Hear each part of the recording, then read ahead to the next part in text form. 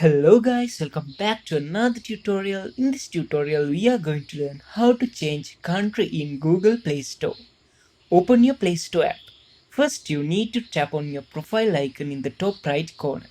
Then, tap on this payment and subscription option in here. Next, you need to click this payment method option. Tap on this more payment settings. Now you need to click these three lines in the top left corner and go to the settings option in here. Then you can find this country or region option under the payment profile. Tap on it and now you need to go to create new profile option. Then click on this continue button. Now you can change your country in here.